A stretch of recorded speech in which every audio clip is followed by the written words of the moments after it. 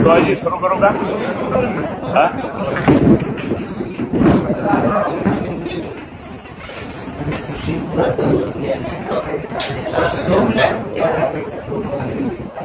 सर्व पत्रकार मित्र व चॅनल्स जे पत्रकार बंधू, परवा दिवशी एकटी पाडवा झाला आणि आता नवीन वर्ष कालपासून सुरू आणि म्हणून त्या निमित्ताने मी आपल्या सर्वांना मनापासून शुभेच्छा देतो. हे नूतन वर्ष अगदी आनंदाचं, उत्साहाचं, मनोरंजनाचं, तुमच्या सर्व चॅनल्सचं, तुमच्या सर्व यशस्वी जावं हीच प्रार्थना मी प्रभू रामचंद्रांच्यासाठी करतो. आणि प्रतिवर्षीप्रमाणे आम्ही आमची जी शोभायात्रा असते ही शोभायात्रा खूप मोठ्या प्रमाणात यावेळेस निघाली होती. सगळे संप्रदाय त्यामध्ये होते, अनेक जण त्या ठिकाणी सहभागी झाले होते आणि म्हणून ती यात्रा खूप जबरदस्त निघाली, शोभायात्रा. आणि त्यामुळे सुद्धा त्या ठिकाणी मोठ्या प्रमाणामध्ये वातावरण एकदम बदललेलं आहे. मी या ठिकाणी हे मुद्दाम सांगेन आपल्या सर्वांना की शिवसेना पक्ष माननीय उद्धवजी ठाकरे साहेब त्यांचा रोज मुलाखती चालू त्या आता विधान परिषदेमधून बाहेर आल्यानंतर आणि काल परवापासून सुद्धा खूप वातावरण वेगवेगळ्या पद्धतीचं राजकारण बदलतं, केंद्राचं वगैरे काय काय आहे. म्हणून अशा दृष्टिकोनातून त्या ठिकाणी आम्ही सुद्धा शिवसेनेचे पदाधिकारी, शिवसेना नेते म्हणून आम्ही आमच्या पद्धतीने काम करत आहोत. मी या ठिकाणी सांगेल की बरेच जण त्या ठिकाणी बीडच्या माध्यमाद्वारे आपण खूपच त्रस्त झालो. बीडमध्ये जे काही चाललं आहे आणि कोणाचं लक्ष नाही असं चाललं आहे. पूर्ण महाराष्ट्रामध्ये त्या ठिकाणी एक मोठ्या प्रमाणामध्ये हे असे प्रकरणं सुरू झाल्यामुळे लॉ अँड ऑर्डर पूर्ण महाराष्ट्रात बिघडले. मध्येच काहीतरी येत आहे. आमच्या संभाजीनगर शहराच्या बाजूलाच त्या ठिकाणी मरहूम औरंगजेब त्या ठिकाणी खबर आहे. ती 400 वर्षापासूनची आहे, पण ते त्या ठिकाणी तिथे राजकारण सुरू केलं. आणि जे आता महिलांना पैसे मिळत नाही किंवा म्हणजे जे काही पैसे दिले पाहिजेत 2100 ते पण नाही, 1500 कुठं ते द्यायला लागले आणि आता पैसे आहेच नाही. या शासनामध्ये अगदी खूप कमी पैसे आहेत असं सांगतात ते. मग बाकीचे गेले कुठे? जे काही तुम्ही त्या ठिकाणी ज्या मोठ्या प्रमाणात पैसे वाटप केलेले होते ते पैसे वाटप केले म्हणजे काही प्रमाणात खोके दिले. ते खोके दिलेले आणले कुठून पैसे? मग हे त्याच्यामुळे तेही आपली अर्थव्यवस्था खोलंबली नाही का? या सगळ्या अशा बाबतीत त्या ठिकाणी खूप मोठ्या प्रमाणात महाराष्ट्रामध्ये म्हणजे खूप कुशलकूच चालू आहे. आणि म्हणून या ठिकाणी मी आपल्याला सांगेन की शिवसेनेच्या आमच्या सगळ्या बैठका दर मंगळवारी शिवसेनेचे आम्ही जे 13 लोक नेते त्यांच्या बैठका त्या ठिकाणी मुंबईमध्ये शिवसेना भवनमध्ये होतात दर मंगळवारी. त्यामधून आम्ही आमच्या सगळ्या बाकीचे जे पदाधिकारी असतात, उपनेते असतील किंवा बाकीच्या मुंबईचे विभाग प्रमुख असतील, बाकीचे त्या ठिकाणी ज्या ज्या आमच्या संस्था आहेत त्या संस्थेच्या पदाधिकाऱ्यांना सुद्धा आम्ही बोलवलं होता. तर त्यांना कोणी बोलवतच नव्हता. मग सुभाष देसाईजी आणि संजय राऊत साहेबांनी सांगितलं की आपण त्यांना बोलून त्यांचं काय आहे. आणि म्हणून पक्षाचे जबरदस्त मजबूत घडी करण्यासाठी माननीय उद्धव साहेबांच्या आदेशाने आम्ही ती प्रक्रिया सुरू केली. आणि ठाण्यात सुद्धा एक विषय आम्ही आमचा कार्यक्रम, मोठा कार्यक्रम झाला होता. आता बाकीच्या याच्यामध्ये सुद्धा बाकीच्या ठिकाणी सुद्धा जायचं आहे. बहुतेक देऊळगाव राज्यात तिथे साहेबांची सभा होणार होती, पण ते काही कारणास्तव मागे पुढे झाली. पण बाकीच्या सगळ्या ठिकठिकाणी आम्ही बैठका घेणार. कॉर्पोरेशन, जिल्हा परिषद, पंचायत समिती निवडणुका मला नाही वाटत की ते नोव्हेंबरपर्यंत होतील. काही जण तर म्हणतात की ते फेब्रुवारीपर्यंत जातील. त्यामुळे जे काही इच्छुक आपले कार्यकर्ते होते ती तयारी केली होती. ती तयारीसुद्धा करताना त्यांना जे दमछाक होती ती आता तर ते एकदमच थकले. त्याचं पुढे काय होईल. आणि म्हणून मी या ठिकाणी सांगेन की असं सगळं चित्र महाराष्ट्राचं खूप वेगळ्या पद्धतीने चाललेलं आहे. म्हणून मी या ठिकाणी आपल्याला सांगेन की आम्ही सर्वच जण आता मोठ्या प्रमाणात त्या ठिकाणी आता नेत्यांचे दौरेसुद्धा त्या ठिकाणी सुरू होते आणि त्याप्रमाणे आम्ही आमच्या पद्धतीने त्या ठिकठिकाणी जाऊ. आणि म्हणून आपल्या संभाजीनगरमध्ये आपल्याला कल्पना असेलच की आता इथे 5-5 जण त्या ठिकाणी म्हणजे विरोधी निवडून आले. मी हे सांगेन की आमचे अनेक आमदार इथे होते, खासदार होते, पण दुर्दैव असं आहे की आमचं की यावेळेस आमचा खासदारही नाही आहे आणि आमदार पण नाही आहे.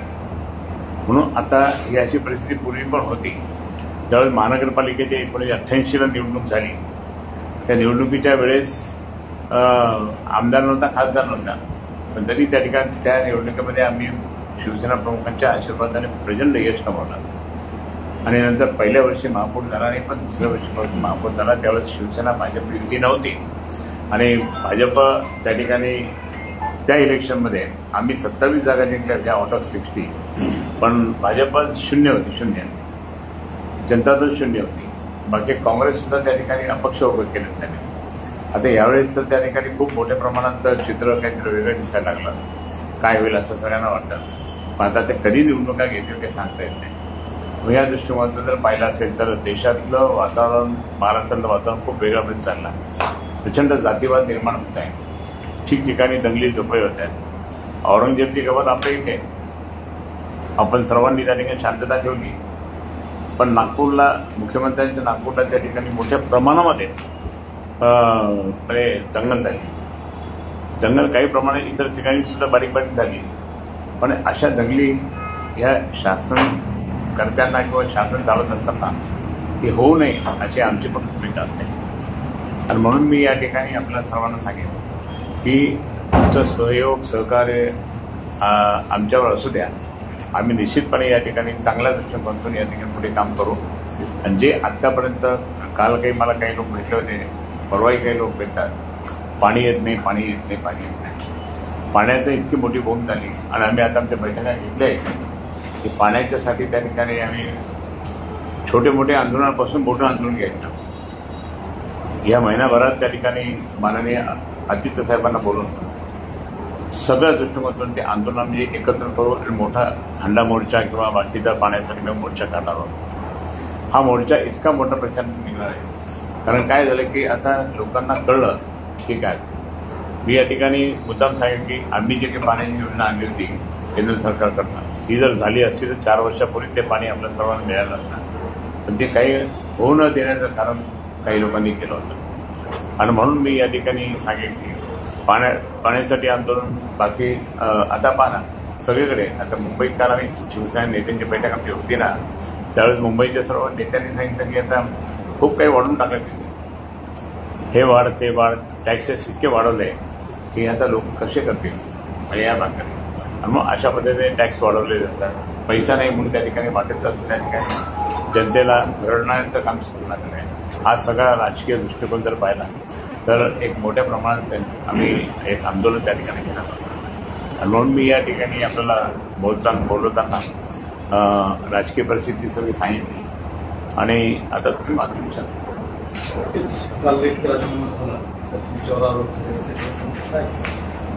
माझ्यावर आरोप कोणी करत नाही, करण्याचा प्रयत्न पण कोणी करत नाही.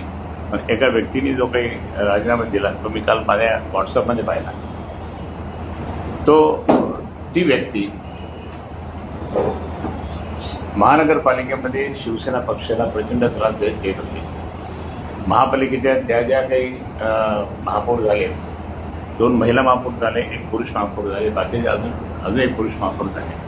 त्यावेळेससुद्धा प्रत्येक वेळेस त्या ठिकाणी कुठल्याही योजना होऊ द्यायचं नाही हे त्याचं कारण होतं.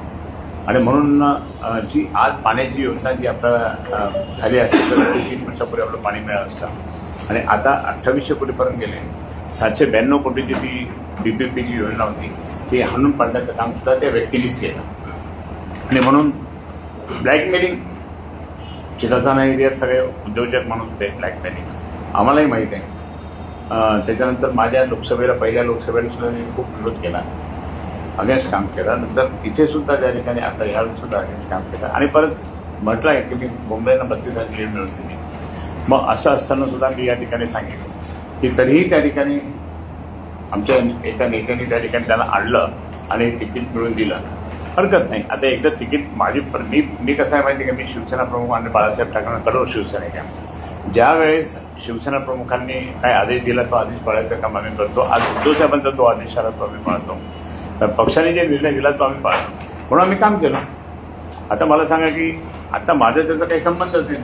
तो त्याचा पराभव झाल्यानंतर तो दिसला पण नाही कुठे, नव्हता पण कुठेच दिसला नाही आणि तो संबंध नाही. परवा दिवशी आमच्या एका पश्चिमच्या बैठकीला तो त्या ठिकाणी दिसला फक्त.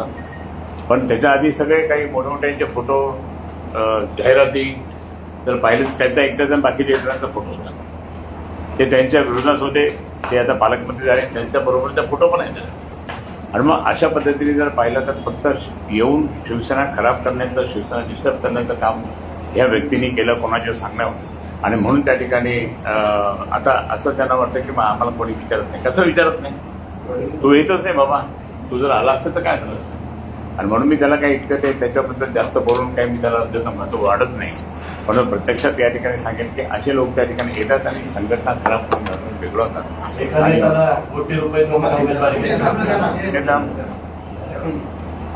काय 1 कोटी काय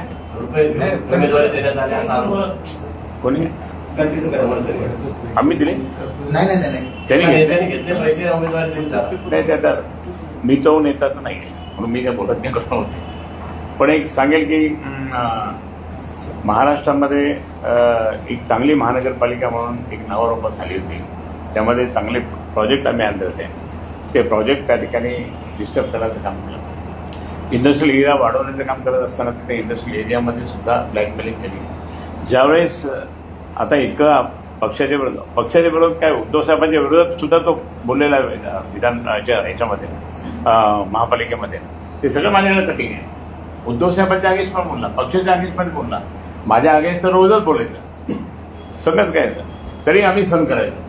आणि अशा पद्धतीने त्या ठिकाणी मागून म्हणजे स्वतःला आणि भाजपशी सुद्धा त्यांनी अशीच काळीमोड केली होती. मग त्याला काढून टाकलं होतं. मग परत त्या नानांनी त्यांना घेतला. म्हणजे येतो जातो अशा पद्धतीने तो माणूस त्या ठिकाणी तो होता. आणि म्हणून अनेक पक्ष बदलले आणि अनेक पक्षाचं काम त्यांनी काही राष्ट्रवादी काँग्रेसमध्ये पण होता.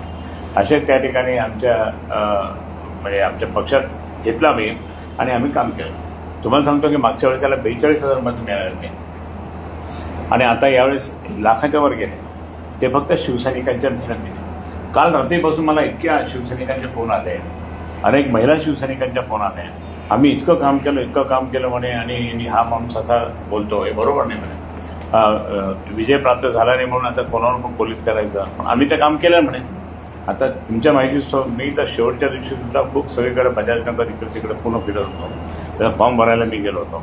त्याच्यानंतर आणि तुमच्या माहितीच तो त्याचा एक जवळचा कार्यकर्ता त्याला इथे बसवलं होतं मी 2 जणांना. म्हटलं मी सगळे फोन करतो. 2,500 फोन त्यावेळेस केले. 2,500 फोन त्याच्यासाठी केले. सगळ्या व्यापाऱ्यांना, येणार त्यांना, तिथल्या लोकांना, उद्योगपतींना, सगळ्यांना, काही सामाजिक कार्यकर्त्यांना किंवा याला मतदान करा. आपला त्या ठिकाणी बंडखोराला नाही निवडून आणायचं, आपल्याला याला निवडून आणायचं, हे सगळं केलं. हे असताना सुद्धा माझ्यावर आरोप करण्याचा मी जाणत मी कोण आहे, हे तर कोण चिल्लार येतो त्याचं काय ऐकतं मला. परंतु प्रत्यक्षात मी या ठिकाणी सांगेन की असे लोक त्या ठिकाणी संघटनेमध्ये आले आणि गेले. आता उदाहरणार्थ मी सांगतो की आमच्या इथे संभाजीनगरमध्ये 3 जण भाजपचे आले, 4 जण आले तर 3 जण आले होते. तर एक ते वैजापूरचे ते आले, ते गेले. तो बनकर आला गेला. तर बनकर तर प्लॅनिंगच केली त्यांनी. बनकरनी त्या ठिकाणी अब्दुल सत्तार म्हणून ॲडजस्टमेंट झाली असे लोकच तिथले म्हणतात. कारण मी स्वतः त्या ठिकाणी प्रचाराला गेलो होतो तर प्रचारात तो दिसलंच नाही मला. मी स्वतः भाषणं केली. मला ज्या ज्या ठिकाणी भाषणं करायची होती त्या ठिकाणी सुद्धा त्यांनी काहीच चान्स दिला नाही. म्हणजे याचा अर्थ असा झाला की मी माझ्यासारखा मोठा नेता जे 20 वर्ष त्यांनी खासदार, 10 वर्ष मी आमदार, या जिल्ह्याचा पालकमंत्री, अनुभव देशातला महाराष्ट्रात असताना सुद्धा. आणि तिथे मी सिल्लोडला कधी पण जायचो तर सिल्लोडला त्या ठिकाणी मोठ्या प्रमाणात अब्दुल सत्तारच्या अगेन्स्टमध्ये हिरवा साप म्हणून मी बोलायचो. माझी आणि तिथं मुस्लिम समाजचे लोक पण यायचे, ऐकायचे. मी त्यांना म्हणायचो मैं कुछ गलत नहीं बोला, पर साहब आप ही बोल सकते हैं, हम तो बोल ही नहीं सकते, नहीं तो हमको मारेगा वो. अशा पद्धतीने त्या ठिकाणी. म्हणून मला सांगायचा मुद्दा काय की आम्ही इतकं काम केल्यानंतर सुद्धा तर असा आरोप होतो. मी एकनिष्ठ माणूस आहे बाळासाहेब, कडवट शिवसैनिक आहे, उद्धव साहेबांच्या नेतृत्वाखाली काम करतो, पण मी या ठिकाणी माझ्याकडनं कधी गद्दारी होत नाही किंवा कोणाशी हे होत नाही. पण आता या ठिकाणी म्हणतात की नाही माझं एकदा पटत नाही, पण सांगायचं यांची तर स्तुती केली, आमच्या एका नेत्याची स्तुती केली, म्हणजे याचा अर्थ काय समजत नाही. म्हणजे मी काही कारण असतो काय कारण होते सांगा ना काही. आणि बद्दल माझी नाराजी काय नाराजी सांग ना, येऊन सांगायचं मला, भेटायचं ना.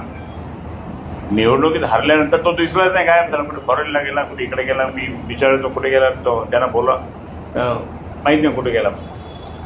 आणि असं असताना त्या ठिकाणी नाराजीचं म्हणजे मला भेटला पण नाही तर नाराजी व्यक्त करून करणार. म्हणून अशा पद्धतीने त्या ठिकाणी त्यांनी पण प्रत्येक वेळेस शिवसेनेला प्रचंड त्रास दिला. महिला महापौर दोन होते त्यांना त्रास दिला, पुरुष महापौर दोन होते त्यांना पण त्रास दिला, आणि अगेन्स्टमध्ये बोलायचा, खूप अगेन्स्टमध्ये बोलायचा. उद्धव साहेबांच्या बाबतीत सुद्धा त्यांनी खूप काही गरळ ओकलं होतं. आणि म्हणून त्या ठिकाणी तो पराभव करायचा होता कोणाचाही, आणि म्हणून त्या ठिकाणी आम्ही म्हटलं त्याला हरकत नाही आणि हे केलं. परंतु प्रत्यक्षात त्या ठिकाणी त्यांनी जे काही बोलला किंवा हे केलं ते चुकीचं बोलला, हे मी या ठिकाणी फक्त सांगतो. बाकी काय अंबादास दानवेचं कौतुक केलं, कारण अंबादास दानवेचं तिकीट मिळतं, मी नव्हतं मिळतं.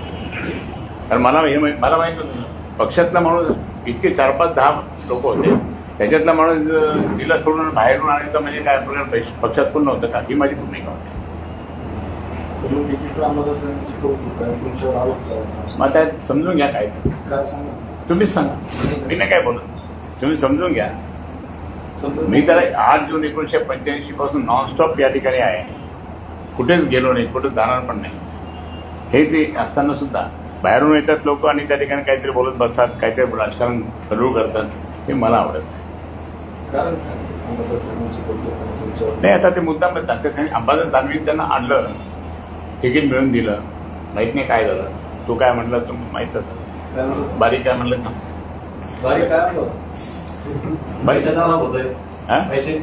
तिकीट दिलं कोणाबद्दल राजूला पैसे दिले त्यावेळेस तिकीट मिळालं नाही, बरोबर आहे. पण कोणी त्यांनी एक असाही आरोप केला की तुम्ही आपल्या मुलासाठी तिकीट मागितलं नाही आणि तिकीट मागितलं नाही दिल्यामुळे तुम्ही त्यांचं काम केलं नाही. ऐकून घ्या, त्यांचं काम केलं नाही. तुमच्याकडे चॅनलमध्ये आहे सगळं, तो असं म्हटलं तर त्याला मग माझ्या पद्धतीप्रमाणे 2 तोंडात मागितलं त्यानं, त्याला काम केलं नाही म्हटलं. त्यांचे माणसं होते ना माझ्याबरोबर, 2,500 फोन मी केले त्यांच्या माणसासमोर. त्यांच्या माणसाबरोबर मी त्या ठिकाणी खूप ठिकाणी बॅटलपिटी पण केल्या, अनेक ठिकाणी सभा केल्या, मी स्वतः सभा घेतल्या अनेक ठिकाणी. आणि जरा माझ्या मुलाचा काय प्रश्न होता, आम्ही म्हटलं का नाही आता मी मला लोकसभेत पाडल्यानंतर मी थोडं म्हणलं आपण जरा शांत राहू, नंतर पाहू काय ते. म्हणून मी या ठिकाणी आम्ही तिकीट मागितलं होतं, पण तिकीट एखाद्या वेळा मागेल म्हणून त्याला आणलं, तिकीट दिलं असं झालं. जिल्ह्यामध्ये तुमच्या पक्षाला खूप मोठ्या प्रमाणावर गळती लागली आहे. तर राजू शिंदे एकटे नाही गेले, तुम्ही जसं सांगितलं 3 आयात उमेदवार परत गेले. तुमच्या पक्षात तुमच्या उजव्या डाव्या हातावर बसणारे अनेक लोक आज नाही आहेत, ते सुद्धा दुसऱ्या पक्षात गेले. नेमकं काय नाही आता नाही, आमच्या पक्षात म्हणजे इकडचे तिकडचे लोक गेले असतील, परंतु प्रत्यक्ष सांगतो की ही शिवसेना आहे. मी तर अनेक लहानपणापासून मी शिवसेना प्रमुखांच्या सगळ्या सभा ऐकल्या. शिवसेना प्रमुखांच्या बरोबर मी जितका वेळ राहिलो आहे, मला सहवास मिळाला, माझं भाग्य आहे, तितकं कोणाला मिळालं. आणि सगळं आम्ही पाहत होतो. जनता दलाच्या वेळेस असंच झालं होतं, त्याच्यानंतर बाकी नारायण राणेच्या वेळेस झालं होतं, राज ठाकरेच्या वेळेस झालं होतं, त्याच्यानंतर मग आत्तासुद्धा झालं यांच्यामुळे शिंदेमुळे. परंतु संघटना तशीच आहे, तिथंच राहिली, संघटना जात नाही कुठे, कारण ही बाळासाहेबांनी स्थापन केलेली संघटना आहे. आणि म्हणून त्या ठिकाणी ही कुठेही जाऊ शकत नाही, हे निश्चित आहे. जे गेले त्यांच्या जागी आमचे कार्यकर्ते तयार पण झाले. राज्यामध्ये सगळ्यात जास्त फूट पक्षामध्ये कुठे झाली असेल तर संभाजीनगर जिल्ह्यात. त्याचं कारण असं आहे ना की ते हो नाही, त्याचं कारण असं आहे आपल्या इकडे सगळ्यात जास्त निवडून ते आमचे शिवसेनेचेच कार्यकर्ते आले निवडून ना, आणि ते तिथून फुटले. त्यांनी पाहिलं की बाबा आपल्याला पुढं काही करून घ्यायचं असेल तर चला यांना पकडा आणि तिथं. तर ते आता मुंबईत सुद्धा बरेच नगरसेवक फुटले, बाकी सगळीकडे फुटले, पण हरकत नाही. पण तरीही त्या ठिकाणी शिवसेना उद्धव बाळासाहेब ठाकरे यांचाच विजय होणार हे मी तुम्हाला आजच सांगतो. राजू शिंदे असं म्हणलं. नाही, त्याने माझ्यावर आरोप करू ना, काम नाही केलं म्हणून. मी त्याला फोटो दाखवल्यानंतर त्याची लोकांना बघून आणले. त्यांनी आता काही वेळापूर्वी तुमच्यावर असा आरोप केला आहे की जिल्ह्यात तेही करत नाही. माझ्या बाजूला जर भुंगळे बसल्यानंतर मी बोलत नव्हतो, संजय शिरसाट जरी बसल्यास बोलत नाही, मी प्रदीप केसर पण असताना मी बोलत नाही कधी. म्हणजे ॲडजस्टमेंटचं राजकारण कसं आहे, त्याला म्हणा तू बस झाला, तू आला एक टुरिझम म्हणून त्या ठिकाणी आला आणि गेला. आता तुला काय अधिकार नाही बोलण्याचा, आणि असं असेल तर माझ्यावर समोर बैस, पुरावा सांग, मग मी त्या ठिकाणी बोलतो. त्यांचं असं म्हणणं आहे की संजय शिरसाटच नाही तर जिल्ह्यातल्या सगळ्याच उमेदवारांना छोट्या पद्धतीने मदत केली असतो. नाही नाही, मी नाही येतो. तो ज्यांच्याबद्दल बोलतो ते आहे ते सांगतो मी. तो त्यांच्याबद्दल बोलतो, माझ्याबद्दल बोलत नाही. जे त्यांनी केलंय ते त्यांनी, मी तर एकाला पण तिकीट दिलं नाही, मला विचारलं पण नाही तिकिटासाठी. तो आता ते समजून घ्या तुम्ही. आम्ही कुठपर्यंत समजून घेतो, तुम्ही सांगा काय समजून घेतो. ते समजून घ्या, हे संबंधाचा प्रकार. आणि म्हणून मला सांगायचं, मी कोणतीच तिकीट दिलं नाही, एक पण तिकीट मी दिलं नाही. त्यांनी बाहेरून आणले उमेदवारांना, त्यांना तिकीट मिळून दिले जाऊन साहेब. आता साहेबांनी त्यावेळेस आदेश दिल्यानंतर मला काम करायचं काम असं. त्यांनी आणखी एक आरोप केला, त्यांचं असं म्हणणं आहे मी जर खरं सांगितलं, सत्य सांगितलं तर निष्ठावंत शिवसैनिक चंद्रकांत खैरे रस्त्यावर फिरले. म्हणजे मला फिरू देणार नाही, रस्त्यात येणार म्हणे. हिंदुत्वासाठी त्या ठिकाणी जेलमध्ये गेलेला माणूस, हिंदुत्वासाठी त्या ठिकाणी सिटी चौकामध्ये काय तिकडे पण सगळ्यांनी उत्तर दिलेलं आहे. मी जबरदस्तपणे त्यांनी काम केलेलं आहे. मी पालकमंत्री असताना त्या ठिकाणी आमची बैठक चालली होती, त्यावेळेस मोंढ्यामध्ये तो एक एनसी याच्यामध्ये लॉकअपमध्ये गेलेला माणूस होता, वारला. ती दंगल झाली होती. मी स्वतः जाऊन त्या ठिकाणी गळा पकडला आणि गाडीत टाकला. मी असा माणूस आहे, डरबोक. त्याला केस नाही, दाढीचे काय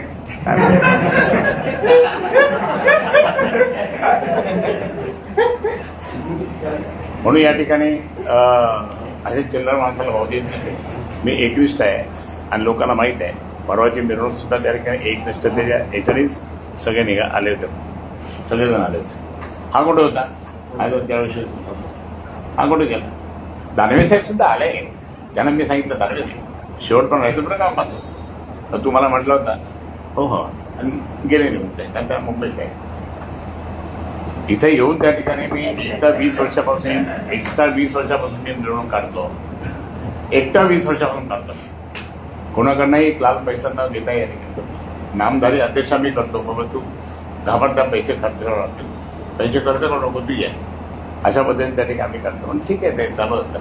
परंतु प्रत्यक्षात त्या ठिकाणी कोणीही माझ्या विरुद्ध असं बोलू नये. मी एकदम क्लीन माणूस आहे आणि माझ्या अगेन्स्ट बोलून माझं म्हणजे अधपतन करण्याचा जो प्रयत्न करेन त्याचा परमेश्वर अधपतन करेल. अंबादास दानवेचं एमएसचं टर्म संपत आहे. हो, कधी संपतात, कधी संपतात, कधी संपतात सांगा. तो खैरे सर शोलेच्या डायलॉग सांगतो बोलते कबय होली नाही, कधी असेल ते. तो आनंदाचा दिवस राहील का? हा, तो आनंदाचा दिवस राहील की काय? काय म्हणणार म्हटलं ते टर्म संपले तर आनंदाचा दिवस राहील की काय?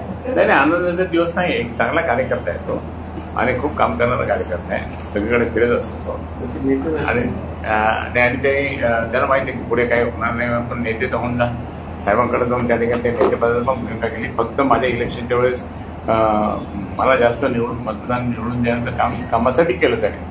पण ते त्यावेळेस तुम्हाला माहिती काय केलं. अशा अनेक मला मुंबईतले नेते भेटले होते, ते म्हणजे अरे तू काय केली, ठीक आहे. पण प्रत्यक्षात त्या ठिकाणी शिवसेना पक्षप्रमुखांनी केलंय म्हणून हरकत नाही. आम्ही त्यांचा मान ठेवतो, सन्मान ठेवतो, असलेलं काय हरकत नाही. परंतु आपण सर्वांनी मिळून त्या ठिकाणी शिवसेना वाढवायला, जे काही अधपतन झालेलं आहे तुम्ही म्हणता ते, त्याप्रमाणे ते अधपतन होऊ नये, पुढे वाढवा ही भूमिका असली पाहिजे. आणि म्हणून मी माझ्या पद्धतीने काम करतो. खैरे साहेब, संसदेत आता आज वक्फ बोर्डाचं विधेयक आहे. उबाटाची भूमिका सकाळपर्यंत ठरली नव्हती. रात्री अचानक सर्व उबाटाच्या खासदारांची बैठक झाली. तुम्ही मुंबईमध्ये काल दिवसभर होतात तिथं. उबाटाची भूमिका काय ठरली नेमकी वक्फच्या विधेयकावर? नाही, आता आता मतदान होईल 4 वाजता, त्यावेळेस ते स्पष्ट दिसेल. पण काही आदेश पक्षाचे नाही, पक्षाचा आदेश त्या संजय राऊत साहेबांनी दिलेला आहे, तिथल्या घटनेत आहे. भूमिका ठरली का? हा, भूमिका ठरली आहे. भूमिका ठरली संजय राऊत साहेब बोलले ना की भूमिका ठरली, ते काय दिसतात तिथं संजय राऊत साहेब दिसतात आणि ती भूमिका ठरली. परंतु 4 वाजता मग त्यांनी संजय राऊत साहेबांनी हेही सांगितलं आमची भूमिका ठरली, पण 4 वाजता आम्ही त्या ठिकाणी मतदान वेळेस सांगतो. राजू शिंदे हे म्हणाले, त्यांनी जे आरोप केले मी आता मी नॅशनल हे जर खोटं असेल त्याच्यावर खरेदी बदनाम मारुतीवर आणि शरीर चला आम्हाला तू चला मग दाखवतो मी. ज्यांनी ज्यांनी मला त्रास दिला ना त्या बदनामावरती त्यांच्या डोक्यात गदा मारली. गेले बरेचसे गेले कुठे गेले माहित नाही. म्हणून आता बोलू नको म्हणा. आता तुझे जे काही प्रकरण आहे ब्लॅकमेलिंग करणार आहे. मला इथल्या व्यापाऱ्यांनी सांगितलं वाळूच्या तुम्ही कशाला आणता तुम्ही तिकडे, तर तिकडे मला आमची इंडस्ट्री खराब केली, ब्लॅकमेलिंग केलं, आता इथे करण्याचं तुम्ही संधी देता का त्यांना असं बोलले होते. म्हणून हा असं म्हणून पण आता काय नाही चांगलं आहे असं म्हणणार. पण एकंदरीत त्या ठिकाणी आता बरेच प्रकरण निघतील, पाहू पुढे काय होतं. आयात आलेले जे उमेदवार आहेत, बाहेरून आयात केलेले उमेदवारांना तिकीट देण्यात आले सगळे पडले त्याच्या म्हणण्यावरून, त्यावेळेस तुमचा मातोश्री नाही. मला विचारण्यात आलं नाही. एकट्या अंबादास दानवे जाऊन त्या ठिकाणी साहेबांकडे जायचे आणि ते करायचे. म्हणून आम्ही आमच्या नेत्यांमध्ये बरीच चर्चा व्हायची. ठीक आहे साहेबांनी आदेश दिला ना, चूप बसा, काही बोलायचं तुमचं उद्धव साहेबांशी त्या काळात पूर्ण म्हणजे नाही. आम्ही बोललोच नाही यामध्ये. म्हणजे अंबादासने सेटिंग लावून दिली साहेब. नाही सेटिंग लावली, पण कशी सेटिंग लावली. एक पण आला का निवडून, खासदार तरी आले की निवडून, मग याची सेटिंग लावून टाकली. ती कशामुळे कोणामुळे काय ते माहिती घ्यावं ना. पक्ष चुकला याचा अर्थ, हा पक्ष चुकला याचा अर्थ नाही. पक्ष चुकला नाहीये. पक्ष आता कसं तिकीट देणं कधी कधी मागे पुढे होत असतं. असं नाही की सगळे 288 लोक निवडून येतील असं नसतं. पक्षाला म्हणजे आता हे काहीतरी खोटं सांगून किंवा असं बोलून त्या ठिकाणी दळून घेतलं तिकीट, पण एकही निवडून म्हणजे स्थानिक नेत्यांनी पक्षाची दिशाभूल केली असं म्हणता येईल ना. नाही असं पण म्हणायला काही हरकत नाही. पण मी तुम्हाला सांगतो की असं करून नये ना. पक्षाचा आज कोणामुळे झालात तुम्ही मोठे, पक्षामुळे झालात ना. पक्षाची भूमिका अशी असली पाहिजे की पक्षांसाठी ते म्हणजे जीव उठला पाहिजे, पण त्याप्रमाणे कडे होत नाही.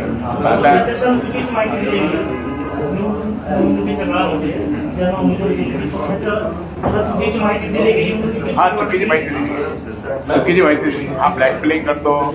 याने उद्धव साहेबांच्या अगेन्स्टमध्ये बोलला, आपल्या महापौरांच्या अगेन्स्टमध्ये बोलला अनेक वेळेस. त्याच्यानंतर आपली पाण्याची योजना ही होऊ दिली नाही. म्हणून आज आपण जे आता आम्ही आंदोलन करणार पुढे, तर त्याचं कारण असं आहे की आता ते आंदोलन करताना आम्ही जर त्यावेळेस आमचं यशस्वी झालो असतो तर आज 4 वर्षापूर्वी सगळ्यांना पाणी मिळालं असतं 24 घंटे.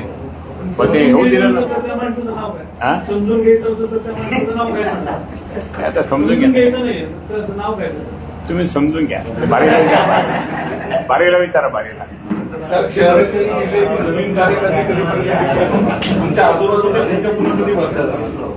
मी आज माझ्या आजूबाजूला मुद्दाम कोणाला बोलवलं नाही,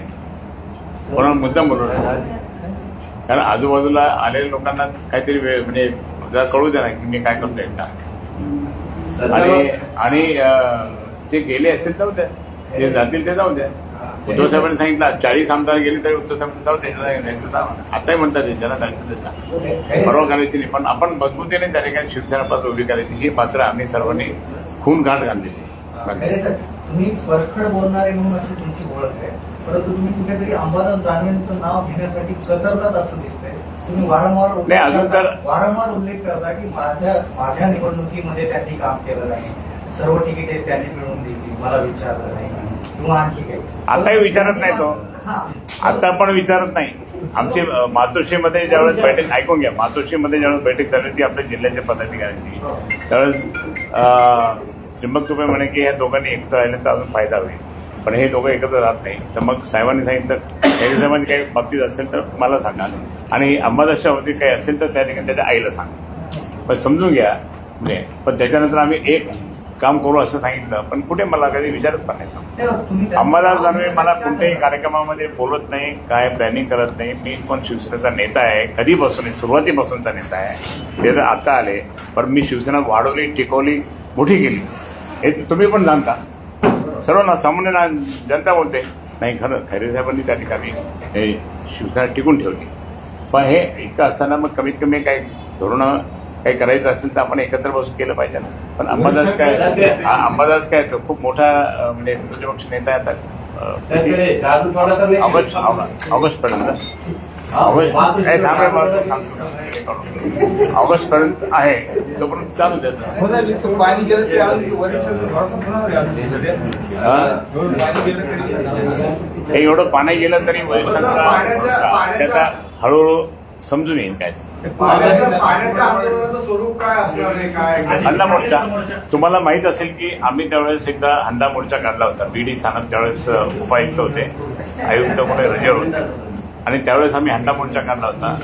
मी होतो, सावेसाहेब होते, सावेसाहेब खासदार होते, मी आमदार होतो. सावेसाहेबांची मिसेस म्हणजे अतुलची आई, मी, माझी मिसेस आणि सगळ्या महिला असा मोठा हंडा मोर्चा काढला. आणि तो हंडा डोक्यावर फोडला गेला. तिथे आयुक्तांच्या तोडफोड झाली सगळी आणि आम्ही त्याच्यातून निर्दोष सुटलो.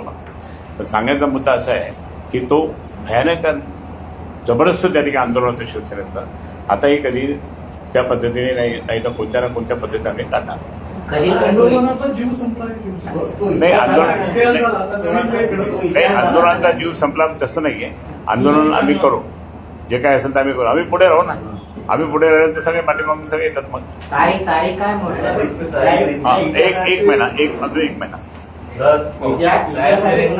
मातोश्रीवर नक्की जादू टोना केला मला माहित काय तर तुम्हाला सर्वांना शुभेच्छा आणि तुमचा नेहमीचा आणि दर्शकांचा आशीर्वाद राहू द्या. परत एकदा आपण शिवसेना मजबूतीने त्या ठिकाणी जबरदस्तपणे माननीय उद्धव साहेबांच्या नेतृत्वाखाली करू. आणि या संभाजीनगर शहरामध्ये जिल्ह्यामध्ये फक्त उद्धव बाळासाहेब ठाकरे ही शिवसेना राहील असे एवढी आम्हाला मदत करा आणि ते होईल हे दाखवून देण्याचं काम सुद्धा माझं. धन्यवाद.